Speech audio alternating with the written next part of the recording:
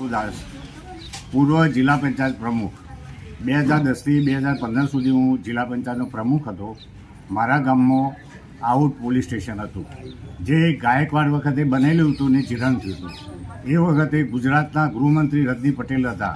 એમના પાસે police station, resident, office અને પ્રોટેક્શન વોલ સાથે 1 કરોડ ને 50 લાખનું બાંધકામ કરેલું. 3 વર્ષથી કોઈ આઉટપોસ્ટમાં સ્ટાફ રહેતો નહોતો. એ વખતે મહેસાણા જિલ્લાના પોલીસ અધિક્ષક માનનીય પૃથ્વીરાજ ગોહિલ સાહેબનો વડનગર કેમ્પ હતો. એ વખતે રજૂઆત કર્યું તો આખો પોલીસ સ્ટાફ સુંઢિયા આઉટપોસ્ટમાં મૂકવામાં આવ્યો હતો. અમૃતભાઈ આઉટ પોલીસ સ્ટેશનના હેડ કોન્સ્ટેબલ નિવૃત્ત થતો. હાલમાં કોઈ પણ પોલીસ સ્ટાફ હાજર રહેતો નથી.